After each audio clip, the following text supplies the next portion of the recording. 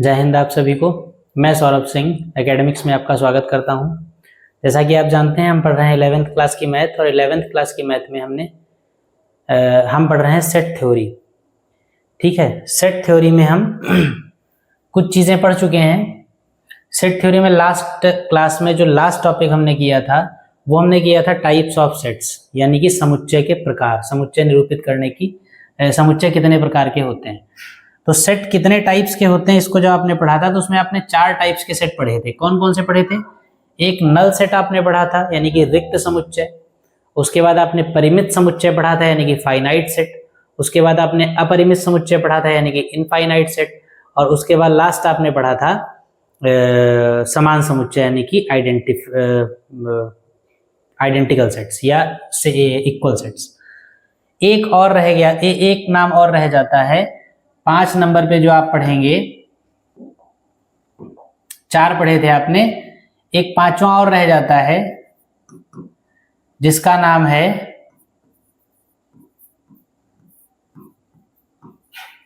एकल समुच्चय। इसको इंग्लिश में कहते हैं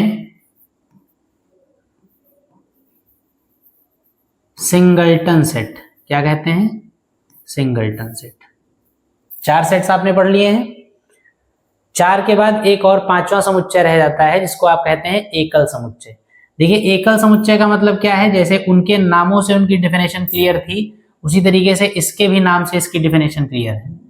क्या है? एकल समुच्चय का मतलब कोई भी ऐसा समुच्चय, कोई भी ऐसा सेट जिसके अंदर केवल एक एलिमेंट हो। कोई भी ऐसा सेट जिसके अंदर केवल एक एलिमेंट अगर है तो उसको आप एकल समुच्चय या सिंगलटन सेट कहेंगे। ठीक है बात? यहां तक क्लियर? बस इतना ही है और कुछ नहीं है इसमें। अब जरा एक कंफ्यूजन कभी कभी बच्चों को हो जाता है, उसको आप देख लीजिए क्या होता है, क्या कंफ्यूजन होता है। देखिए, एक आपको सेट बताया गया था नल सेट यानी कि रिक्त समुच्चय। ठीक, एक आपको क्या बताया गया था? रिक्त समुच्चय यानी कि इसको क्या कहते हैं? नल सेट या वॉइड सेट भी कहते हैं, ये बताया गया था आपसे। और इसको रिप्रेजेंट आप किससे करते हैं? फाई से। और इसका मतलब क्या होता है? एक खाली सा मंझला ब्रैकेट। नल सेट में यानी रिक्त समुच्चय में आपको बताया गया था कि ऐसा कोई भी समुच्चय, ऐसा कोई भी सेट जिसमें एक भी एलिमेंट ना हो उसको नल सेट कहेंगे। समुच्चय के अंदर एक भी एलिमेंट ना होने का मतलब है मंझला ब्रैकेट बना हो लेकिन उसके अंदर कोई भी एलिमेंट ना लिखा हो, तभी ये नल सेट होगा। इसको आप फाई से रिप्रेजेंट करते हैं। दूसरा एक समुच्चय आपको यहाँ पे 5वां बताया गया, एकल समुच्चय। एकल समुच्चय में आपसे कहा गया कि मंझला ब्रैकेट हो, उसके अंदर एक एलिमेंट सिंगल लिखा हुआ हो। तो अगर सिंगल एलिमेंट है मंझले ब्रैकेट के अंदर, नहीं समुच्चय में एक एलिमेंट है, तो वो एकल सेट यानी कि एकल समुच्चय यानी कि सिंगलटन सेट कहा जाएगा। अगर आपके सामने ये लिखा हुआ हो फाई, तो आप क्या कहेंगे? अगर आपसे पूछा है कि फाई कौन सा सेट है, नल सेट है या क्या है, तो आप जानते हैं फाई जो है वो कैसा है? रिक्त समुच्चय है। लेकिन अगर आपके सामने ये लिख दिया जाए,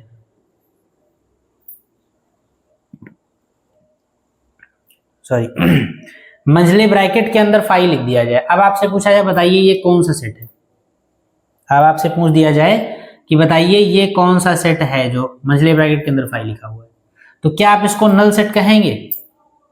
इस बात को ध्यान से समझिए, इसको नल सेट कहने की गलती मत करिएगा।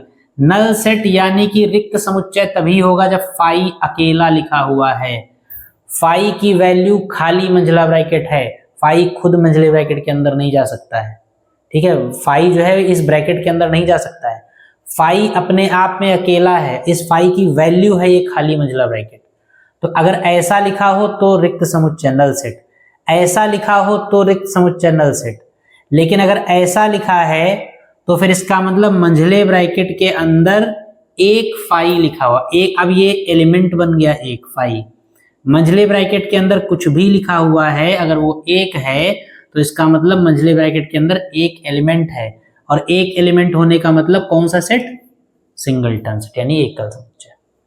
तो अगर बिना ब्रैकेट के फाई लिखा होता तो ये रिक्त समुच्चय है, लेकिन अगर ब्रैकेट के अंदर फाई लिख दिया गया तो अब ये ब्रैकेट के अंदर एक एलिमेंट बन गया, और अगर ब्रैकेट के अंदर एक एलिमेंट तो अब ये एकल समुच्चय है। इस बात को आप ध्यान से समझ लीजिएगा, इसमें कंफ्यूज मत होइएगा। कि क्या नल सेट है और क्या एकल सेट, एकल समुच्चय। ठीक है, अब आते हैं अपने अगली बात पे।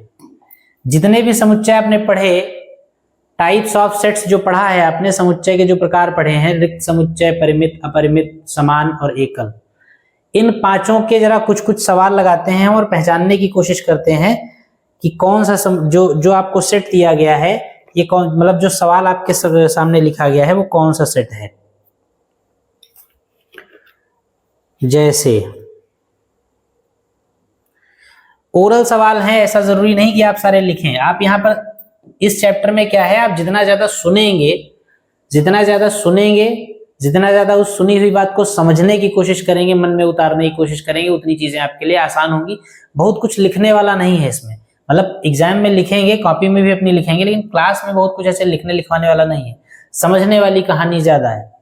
इसलिए आप ध्यान समझिए। देखिए एक सेट आपके सामने लिखा जा रहा है, जैसे मान लीजिए लिख दिया गया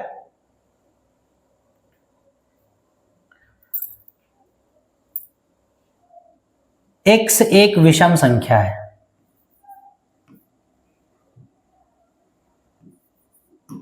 x सच दैट x क्या है, x एक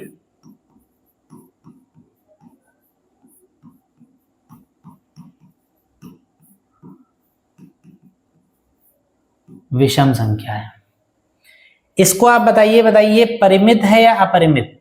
आपसे सवाल में पूछा जाएगा कि बताइए निम्नलिखित समुच्चय परिमित है या अपरिमित, बताइए जो नीचे दिया गया सेट है वो कैसा है, फाइनाइट है या इनफाइनाइट है।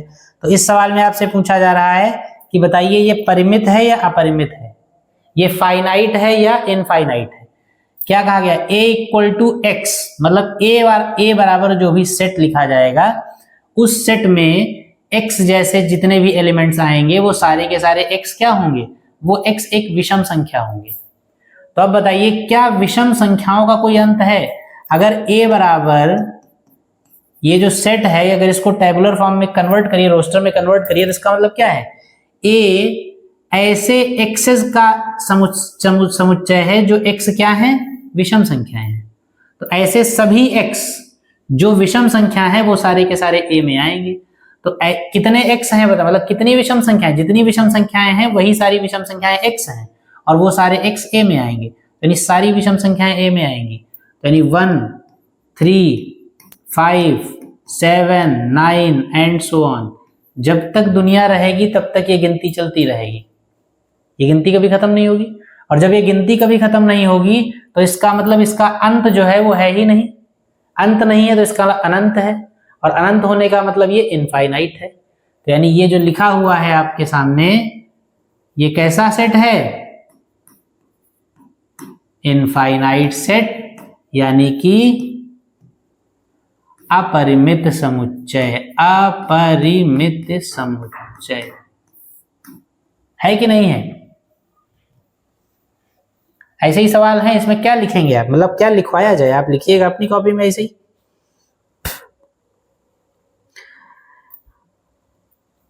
जैसे बताइए एक सवाल लिखा हुआ है,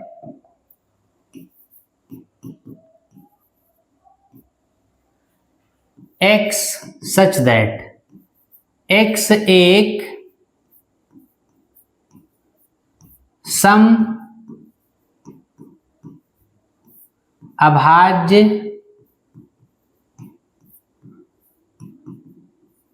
संख्या है। बताइए कैसा सेट होगा ये, x एक सम अभाज्य संख्या है। तो बस आप इस पे फोकस करिए भाई, a में जो भी एलिमेंट्स होंगे वो कैसे हों, a में जो भी एलिमेंट्स होंगे उनको x कहा जाता है, और उस x का आगे परिचय दिया जाता है। मतलब a में जो भी a के एलिमेंट को x कहा गया है और उस x का परिचय दिया गया है, यानी कि a में जो भी अवयव होंगे उनका ये परिचय है। इस परिचय के जितने भी अवयव होंगे उनको हम x कहेंगे, और उन सभी एक्सेस को यानी सभी अवयवों को a में रखेंगे। तो x कैसा है हमारा, x है एक सम अभाज्य संख्या, यानी एक ऐसी संख्या आप सोचिए जो सम संख्या भी हो और अभाज्य संख्या भी हो। सम का मतलब जो इवन भी हो, और जो अभाज्य का मतलब नॉन डिविजिबल भी हो, एक ऐसी संख्या जिसमें दोनों क्वालिटीज हो, इवन नंबर भी हो और वो किसी से कटता भी ना हो। जैसे मान लिया कोई आपसे कहा गया कि एक ऐसी संख्या ढूंढी जो सम अभाज्य है, तो आपने सम से शुरू किया।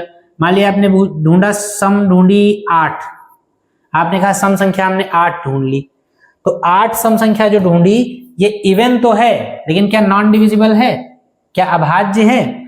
नहीं, ये 2 से कटती है, ये 4 से कटती है, अगर किसी से भी कट जाएगी तो फिर डिविजिबल हो जाएगी, नॉन डिविजिबल नहीं होगी। तो कोई ऐसी सम संख्या आप ढूंढिए, कोई ऐसा इवन नंबर ढूंढिए जो, कोई ऐसा क्या, जितने भी ऐसे इवन नंबर हो जो नॉन डिविजिबल हो। तो आप ऐसा कुछ अगर ढूंढना है तो आप शुरुआत हमेशा शुरुआत से ही करते हैं, शुरू से ही करते हैं। सबसे पहला इवन नंबर कौन सा है? 2। दूसरा इवन नंबर कौन सा है? हम क्या करेंगे, सम संख्या की बात की गई है तो हम कई सारी सम संख्याएं लिख लेंगे, फिर देख लेंगे उसमें से कौन कौन सी अभाज्य है। सम संख्याओं में जितनी भी अभाज्य होंगी वही सारी हमारी इस सेट में आएंगी। भाई इस सेट में वो आएंगी जो सम भी हो और अभाज्य भी हो। तो हम कुछ सम संख्याएं लिख लें पहले, मान लो एंड सो ऑन लिख दिया। ये सम संख्याएं ऐसे चलेंगी, इनमें से वो सारे नंबर्स आप ढूंढ के निकालिए, ये इवन तो सारे हैं ही, तो पहली कंडीशन तो सेटिस्फाइड। अब इनमें से वो नंबर्स ढूंढ के निकालिए जो इवन होने के साथ साथ नॉन डिविजिबल भी हो। तो नॉन डिविजिबल देखिए, सबसे पहले से देखिए, नॉन डिविजिबल जो किसी से ना कटे। 2 किसी से कटेगा? 2 से छोटी कोई संख्या ही नहीं है, तो 2 को काटेगा कौन? और काटती हमेशा क्या है? बड़ी संख्या को छोटी संख्या काटती है। 2 से छोटी कोई संख्या ही नहीं है, 1 को माना नहीं जाएगा। 2 से छोटी कोई संख्या है नहीं, 1 को हम मानेंगे नहीं, तो इसका मतलब 2 ऐसी संख्या जो किसी से नहीं कटेगी। तो इवन और नॉन डिविजिबल दोनों शर्तों पर ये 2 खरा उतरता है। 2 जो है, 2 जो है वो इवन भी है, 2 जो है वो नॉन डिविजिबल भी है, 2 सम भी है और 2 अभाज्य भी है, किसी से कटता भी नहीं है। तो यानी कि A में जो भी x होंगे उसमें 1 तो हो गया आपका 2। अगला देखिए 4, इवन तो है लेकिन क्या नॉन डिविजिबल है? नॉन डिविजिबल का मतलब 4 किसी से कटना नहीं चाहिए, लेकिन 4 आपका 2 से कट जाता है, और किसी से भी कटा तो नॉन डिविजिबल की कंडीशन नहीं लगेगी। तो इसका मतलब 4 यहां नहीं आ सकता है। सम है लेकिन अभाज्य नहीं है, भाज्य है, 2 से कट जाता है। 6 सम है लेकिन ये 2 से भी कटेगा और 3 से भी कटेगा, यानी ये भी अभाज्य नहीं है, ये भी भाज्य है, कट जा रहा है, तो ये भी इसमें नहीं आएगा। 8 2 से भी कटेगा, 4 से भी कटेगा, यानी कि ये भी इसमें नहीं आएगा। आगे की जितनी भी संख्याएं हैं वो सारी की सारी इवन तो होंगी लेकिन नॉन डिविजिबल नहीं होंगी। आगे की सारी संख्याएं सम तो होंगी लेकिन अभाज्य नहीं होंगी। और अगर ऐसा होगा तो फिर इसका मतलब सम अभाज्य संख्या जो है वो कौन सी होगी? 2। बस ये इस पूरी कहानी का मतलब इतना ही है। होगा कि नहीं होगा? यानी इस सेट का अगर आप रोस्टर विधि का मेथड करेंगे तो आपको =2 मिलेगा। अब आपसे पूछा गया बताइए ये सेट कौन सा है, तो ये सेट हमने जब बनाया, कन्वर्ट किया, तो ये बन के आया। और ये सेट कैसा है? इसको 2 नाम आप दे सकते हैं। पहली बात,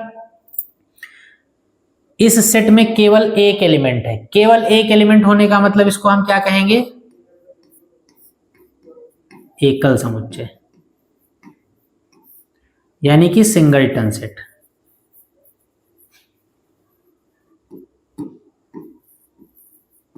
कहेंगे कि नहीं कहेंगे?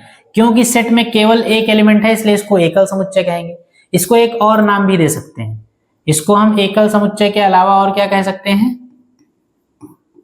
परिमित समुच्चय। परिमित समुच्चय का मतलब क्या है? Finite set. फाइनाइट सेट का मतलब क्या है? अगर किसी भी सेट में नंबर ऑफ एलिमेंट्स आप काउंट करके बता सकते हैं कि कितने हैं तो वो फाइनाइट होगा, उसकी गिनती संभव है तो फाइनाइट होगा। तो यहां पर आप जानते हैं ना कि नंबर ऑफ एलिमेंट्स कितने हैं? 1, यानी आपने बता दिया कितने एलिमेंट्स हैं, तो इसलिए इसको परिमित समुच्चय भी कह देंगे। ठीक है, ऐसे और एग्जांपल्स लेते हैं, और एग्जांपल्स लिए जाएं।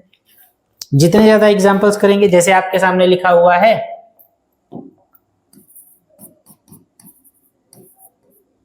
बताइए कौन सा सेट है? तो ये क्या है? मंझले ब्रैकेट के अंदर एक एलिमेंट मतलब एकल समुच्चय, सिंगलटन सेट, और इसको फाइनाइट सेट भी कह सकते हैं। और सवाल लिखा जाए, कह दिया जाए वर्ष के महीनों का समुच्चय, वर्ष के महीनों का समुच्चय। तो वर्ष में महीने टोटल कितने, 12 होते हैं, आप जानते हैं, क्योंकि आप जानते हैं कि 12 महीने है, इसका मतलब गिनती आपको गिनती मालूम है, फाइनाइट है, फिक्स है, तो इसका मतलब ये भी फाइनाइट सेट हो जाएगा। और क्वेश्चन लिया जाए, उन सभी संख्याओं का समुच्चय, या आप ऐसे लिख लीजिए 3 के सभी गुणजों का समुच्चय।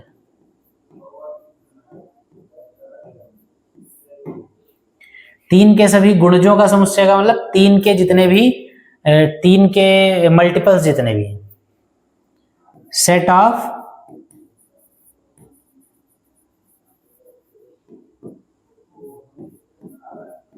मल्टीपल्स ऑफ 3, 3 के जितने भी मल्टीपल्स हैं उनका समुच्चय बताइए, इसको ध्यान समझ के बताइए। 3 के जितने भी गुणज होंगे उसका अगर सेट बनाया जाए तो वो कैसा होगा, तो देखिए अगर आप 3 के गुणज का सेट बनाएं तो a बराबर 3 का गुणज क्या होगा, 3 एकम 3, 3 दूनी 6, 3 तिहाई 9, 3 चौको 12, 3 पचे 15, 3 छाक 18, 3 सत्ते 21, 3 अट्ठे 24, 3 9 27, 3 धाम 30, 3 11 33, 3 12 36। जब तक आपकी सांस चलती रहेगी तब तक आप 3 का पहाड़ा पढ़ते जाइए और 3 का टेबल आप लगाते जाएंगे, आपको नंबर मिलता चला जाएगा। यानी क्या कभी 3 के गुणज या किसी भी संख्या, यहाँ पर 3 कह दिया गया है, कोई भी संख्या हो सकती है, 5 हो सकता है, 7, कोई भी संख्या हो सकती है, 2 हो सकता है, 4 हो सकता है, किसी भी नंबर के गुणजों की अगर बात करेंगे यानी पहाड़े की बात करेंगे तो वो पहाड़ा कभी खत्म नहीं होगा, टेबल कभी खत्म नहीं होगा। इसका मतलब गुणजों का समुच्चय जो होगा यानी कि मल्टीपल्स का जो सेट होगा वो हमेशा इनफाइनाइट तक जाएगा, कभी खत्म नहीं होगा, इसलिए वो कैसा सेट रहेगा, वो रहेगा इनफाइनाइट सेट, अपरिमित समुच्चय। ठीक, और जैसे कुछ बढ़िया सवाल हैं, बढ़िया स्टेटमेंट्स हैं जिनको, जैसे a बराबर लिखा हुआ है आपके सामने x such that x square is equal to 25, जहां x सम संख्या है।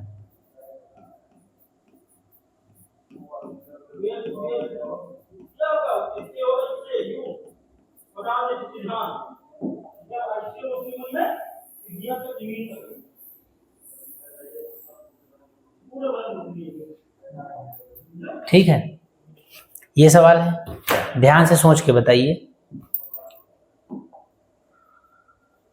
a equal to x such that x square equal to 5 और x क्या है, सम संख्या है। इस स्टेटमेंट को समझ लिए तभी आप जान पाएंगे कि आपका जो सेट दिया गया है वो कैसा है। हमसे कहा गया है हम पहले इसको सेट में कन्वर्ट करें तभी पता चलेगा। तो देखिए a में जो x हैं, भाई यही तो होता है कि a इक्वल टू जो समुच्चय है उसमें इस x के जैसे एलिमेंट्स लिखे जाएंगे, और x कैसी संख्या है, दो बातें फॉलो करनी पड़ेंगी x को।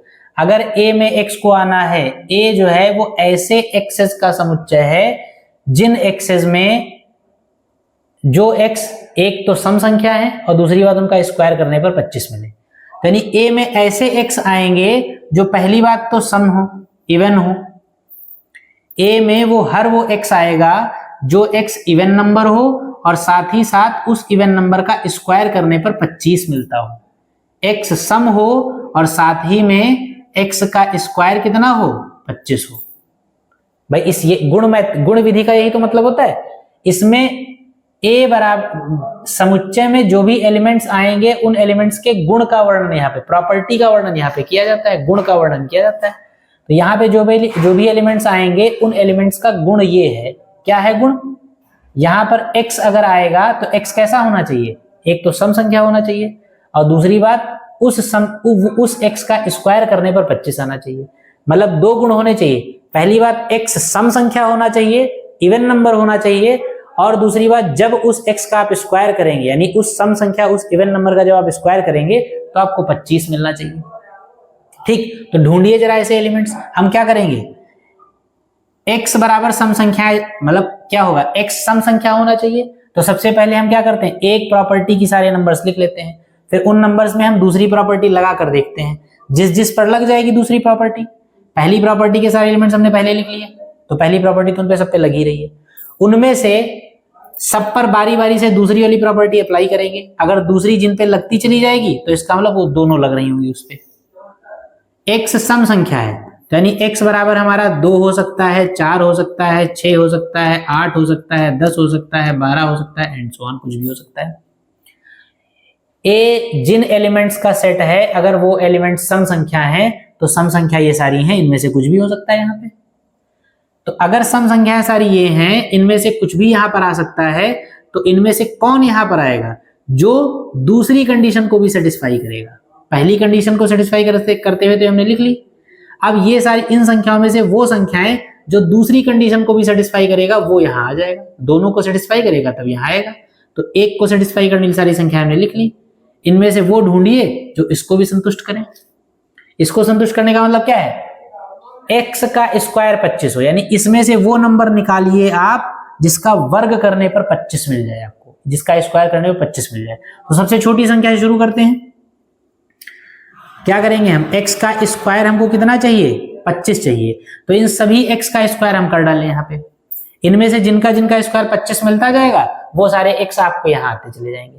ठीक, तो सबसे पहले 2 का स्क्वायर 4, 4 का स्क्वायर इस 4 का 16, इस 6 का 36, इस 8 का अब आगे तो करने की जरूरत नहीं, 64 बड़ा हो गया। हमको ऐसा x चाहिए सम संख्याओं में से, x सम चाहिए, पहली बात इवन नंबर चाहिए, और उन इवन नंबर्स में से ऐसा x चाहिए जिसका स्क्वायर 25 मिले। हमने इन इवन नंबर्स का स्क्वायर किया तो हमको 4 मिला, 16 मिला, उसके बाद सीधा 36 मिल गया, 25 तो कहीं मिला ही नहीं भाई, 4 और 36 के बीच में कहीं 25 तो आया नहीं, तो अब 36 के आगे अगर जाएंगे तो अब तो 25 आना नहीं है, अगर आना होता तो 36 के पहले ही आ जाता। तो हमने देखा कि इवन नंबर्स जो हमने लिखे, उन इवन नंबर्स में ऐसा कोई नंबर हमको नहीं मिला है जिसका स्क्वायर करने पर हमको 25 मिल जाए। बात समझे, यानी ये दोनों कंडीशंस एक साथ पॉसिबल नहीं है, और अगर ये दोनों कंडीशंस एक साथ पॉसिबल नहीं है तो फिर ऐसा कोई x भी पॉसिबल नहीं है, ऐसा कोई x पॉसिबल नहीं है जो सम भी हो और उसका स्क्वायर करने पे 25 भी मिल जाए। और अगर ऐसा कोई x पॉसिबल नहीं है तो a क्या था, x जैसे अवयवों का समुच्चय था, और x संभव ही नहीं है, तो इसका मतलब a समुच्चय ऐसा है जिसमें कोई एलिमेंट है ही नहीं, क्योंकि a समुच्चय था x का और x संभव ही नहीं है, तो इसका मतलब a वाले समुच्चय में x जैसा कोई एलिमेंट पॉसिबल नहीं है। x जैसा कोई एलिमेंट पॉसिबल ना होने का मतलब है यहाँ पर कोई नहीं है, यानी a इक्वल टू खाली ब्रैकेट, और a इक्वल टू खाली ब्रैकेट का मतलब क्या, फाई, और फाई का मतलब क्या, रिक्त समुच्चय यानी कि नल सेट। होगा ऐसा कि नहीं होगा? तो इसका मतलब ये सवाल जो है a इक्वल टू अगर ऐसा दे रखा है तो इसका मतलब ये आपका कैसा है, रिक्त समुच्चय। समझ में आया? इसी तरीके से आपको सवालों को समझना है, यहाँ पे थ्योरी जो है, यहाँ पे थ्योरी ऐसा कुछ नहीं लिखनी है, ये समझना ही जरूरी, यहां से कैसे हम यहां तक पहुंचे, ये जो यात्रा है ना ये वाली, ये देखने में बड़ी छोटी है, लेकिन समझने के लिए आपको ये पूरी कहानी, आप क्या करना होता है, यहाँ पे जो भी 2 कंडीशंस दे रखी होती हैं, एक एक कंडीशन को आप यूज करते हैं, दोनों अगर अप्लाई होंगी तो एलिमेंट आपका मिलेगा, दोनों अप्लाई नहीं होंगी तो एलिमेंट नहीं मिलेगा, दोनों जिन पर अप्लाई होंगी वही एलिमेंट्स आपके एग्जिस्ट करेंगे। तो इस तरीके से सवाल है, आया समझ में? और देख लें कुछ एक आध जिनसे आपकी थोड़ी सी कॉन्सेप्ट क्लियर हो, जैसे इसी बेसिस पे एक और देखिए, बिल्कुल इसी का भाई, मतलब आंसर आप जानते हैं पहले से वो नल सेट होगा, लेकिन आप अप्लाई करके उसको देखिए। जैसे a equal to x such that x is square equal to 16, और यहां क्या है, x एक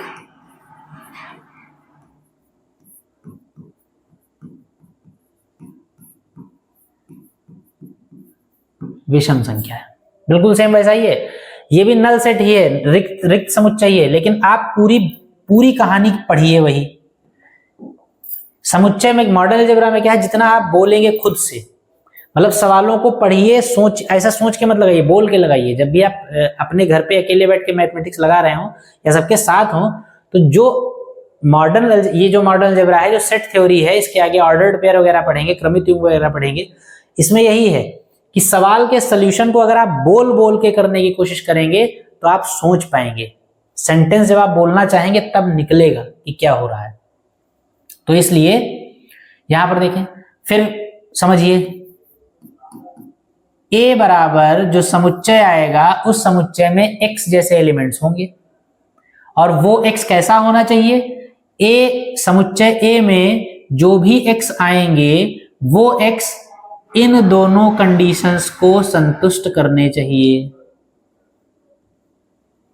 क्या कंडीशंस हैं, A में वो x आएगा जो विषम हो, पहली बात ऑड नंबर हो। दूसरी बात, A में वो x आएगा जो विषम होने के साथ साथ जिसका स्क्वायर 16 हो। तो हम क्या करेंगे, एक कंडीशन के सारे नंबर लिख लेंगे पहले, उन सारे नंबर्स पे दूसरी कंडीशन अप्लाई करेंगे, दूसरी कंडीशन जिस जिस नंबर पे अप्लाई होती चली जाएगी वो नंबर उठा के हम समुच्चय में रखते चले जाएंगे। तो पहली कंडीशन हम इसको मानेंगे, दूसरी इसको मानेंगे। पहली कंडीशन है x एक विषम संख्या है, तो x अगर विषम संख्या है तो x बराबर क्या हो सकता है, 1 हो सकता है, 3 हो सकता है, 5 हो सकता है, 7 हो सकता है, एंड सो ऑन। पहली कंडीशन, अगर x विषम है तो इनमें से कोई भी नंबर यहां पे आ सकता है, बात सही है। लेकिन यहां पे वही नंबर आएगा, यहां पे वही विषम संख्या आएगी जो इसको संतुष्ट करे।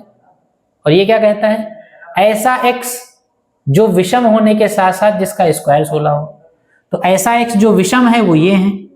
अब इनमें से कौन कौन से ऐसे x मिलेंगे हमको जिनका स्क्वायर करने पे 16 मिल जाए, तो हम सबका स्क्वायर करके देख लेंगे। 1 का स्क्वायर करेंगे तो क्या मिलेगा, 1, 3 का स्क्वायर 9, 5 का स्क्वायर 25, आगे करने की जरूरत नहीं। हमको x स्क्वायर बराबर 16 चाहिए, लेकिन हमने x स्क्वायर, इनके जब स्क्वायर्स करने शुरू किए तो सबसे छोटी संख्या से स्क्वायर करना शुरू किया, लेकिन कहीं पर 16 नहीं मिला, 25 आ गया। आपको आगे वाले स्क्वायर तो 25 से बड़े ही होंगे, तो इसका आगे करने की जरूरत नहीं। 25 तक जब कहीं 16 नहीं मिला तो इसका मतलब, और विषम संख्या इनके अलावा कोई है नहीं, और सबसे छोटा स्क्वायर 1 मिला और बड़ा स्क्वायर आपको मिला 25, बाकी सारे उससे आगे ही होंगे, इस बीच में कहीं 16 है नहीं। तो इसका मतलब ऐसा कोई विषम संख्या एग्जिस्ट नहीं करती, ऐसी कोई विषम संख्या, ऐसा कोई ऑड नंबर एग्जिस्ट नहीं करता है जिसका स्क्वायर करने पे आपको 16 मिल जाए। यानी A बराबर जिन अवयवों का समुच्चय आपको यहाँ पे लिखना है वो अवयव, वो एलिमेंट्स एग्जिस्ट ही नहीं करते हैं, क्योंकि उन एलिमेंट्स पे ऐसी कंडीशंस लगा दी गई हैं जो कंट्राडिक्शन जिनमें आपस में, जिनमें विरोधाभास है। अगर x विषम संख्या होगी तो उसका स्क्वायर कभी 16 मिल ही नहीं सकता, लेकिन यहां पर कहा गया है कि विषम भी हो, स्क्वायर 16 भी हो, तो इसका मतलब यहां पर कोई एलिमेंट आने वाला नहीं है, ब्रैकेट खाली रहेगा, ऐसा कोई x मिलेगा ही नहीं। और जब ब्रैकेट खाली रहेगा तो ये कौन सा सेट है, नल सेट, यानी कि रिक्त समुच्चय। बात समझ में आई? इस तरीके से आपको सवालों को समझना है, करना है। और देखें, अगर और कोई सवाल दिखता है एग्जाम्पल बढ़िया तो बताया जाता है, जैसे एक दो जरा उसके देख लीजिए। जैसे मान लीजिए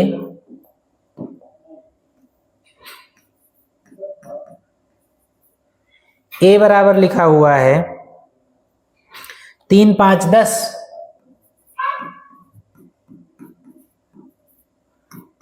और B बराबर लिखा हुआ है 5, 10, 3।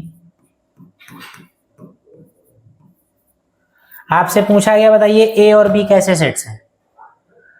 तो A और B कैसे सेट्स हैं, क्योंकि एलिमेंट्स आपको दिखने में सेम लग रहे हैं तो समान समुच्चय हैं, लेकिन इसको लिखेंगे कैसे, इसको देखिए लिखेंगे ऐसे, आप लिखिएगा क्योंकि,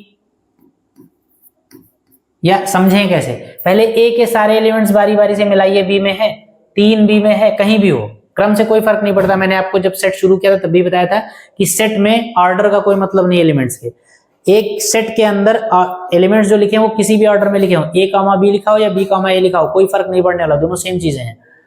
तो A का एलिमेंट 3 यहाँ है, एग्जिस्ट कर मतलब है, 5 भी यहाँ उपस्थित है, 10 भी यहाँ है, यानी A के सारे एलिमेंट्स यहाँ हैं। अब B के देखिए जरा, यहाँ है कि नहीं है सारे, कोई मतलब कम ज्यादा तो नहीं है। B का 5 यहाँ है, B का 10 यहाँ है, B का 3 यहाँ है, यानी A के सारे एलिमेंट्स B में है और B के सारे एलिमेंट्स A में है, इसलिए A और B समान समुच्चय होंगे। बस इसको यही लिखना है।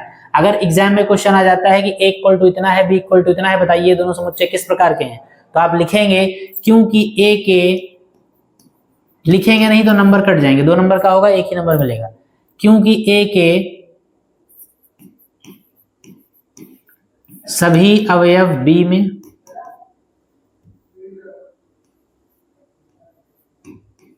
सभी अवयव बी में तथा बी के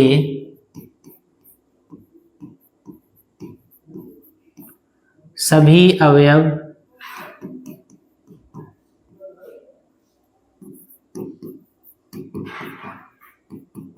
ए में हैं,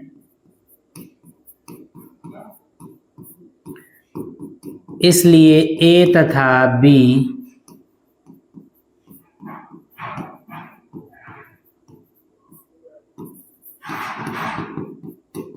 समान समुच्चय होंगे। इतना आपको लिखना पड़ेगा बस, बाकी समान समुच्चय वाले सवालों में होगा कुछ नहीं, दोनों सेट सेम दिखेंगे, वो समान होंगे। इतनी लैंग्वेज लिख लीजिए, आपको पूरे के पूरे नंबर मिल जाएंगे। ठीक है,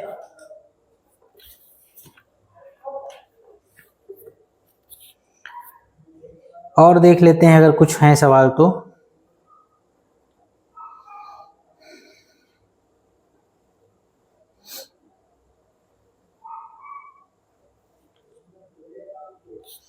एक सवाल लिखा हुआ है, बताइए कौन सा सेट होगा।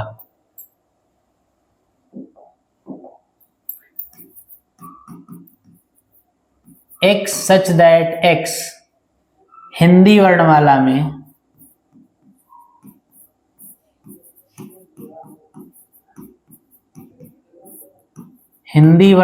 में छोटा आ से पहले का अक्षर। बताइए कैसा सेट है? ऐसे ही देख के सोच के बता सकते हैं, बड़ा आसान सा है, चुटकुला छोटा सा। ए बराबर जो समुच्चय लिखा जाएगा उसमें x जैसे सारे एलिमेंट्स आएंगे और वो x जो भी ए में आएंगे उन x की विशेषता आगे दी गई है। क्या गुण है उस x में जो ए में एलिमेंट के तौर पे लिखा जाएगा? वो ए में वो x एलिमेंट के तौर पे लिखा जाएगा जो x क्या हो, हिंदी वर्णमाला में आया हो, और वो भी कहां आया हो, आ से पहले। हिंदी की वर्णमाला में छोटा आ से पहले आने वाले जितने भी अक्षर हैं वो सारे के सारे समुच्चय ए के एलिमेंट्स कहे जाएंगे। तो बताइए, हिंदी की वर्णमाला अगर आती हो आपको, अगर हिंदी की वर्णमाला की बिल्कुल शुरुआत भी नहीं आती है तो फिर बड़े शर्म की बात है भाई, पानी ढूंढिए चुल्लू भर। हिंदी वर्णमाला की शुरुआत कहां से होती है? छोटा आ से ही तो होती है। छोटा आ, बड़ा आ, फिर छोटी ई, फिर बड़ी ई, और फिर एंड सो ऑन। हिंदी वर्णमाला की शुरुआत ही छोटा आ से होती है, और हमसे कहा गया है कि x वो एलिमेंट है जो हिंदी वर्णमाला में छोटा आ से पहले आने वाला अक्षर हो। तो हिंदी वर्णमाला में छोटा आ से पहले तो कोई अक्षर आता नहीं है, तो इसका मतलब x के लिए जो शर्त दे रखी है वो असंभव है, क्योंकि छोटा आ से पहले वाला अक्षर जो होगा वही x होगा, और छोटा आ से पहले कोई अक्षर ही नहीं है तो इसका मतलब x होगा ही नहीं। x नहीं होगा तो इसका, और a जो है वो x का समुच्चय है, मतलब x जैसे एलिमेंट्स का समुच्चय है, तो इसका मतलब x a में, जब a के लिए x संभव ही नहीं है तो x जैसा कोई एलिमेंट आएगा ही नहीं, तो ये खाली लिखा हुआ है, और खाली है तो क्या है, फाई, और फाई है तो क्या है, नल सेट यानी रिक्त समुच्चय। ऐसे सवाल हैं, आसान आसान सवाल होते हैं, एक एक लाइन के सवाल होते हैं, लेकिन आप लोग सिर्फ घबराहट में सवाल को छोड़ के चले आते हैं।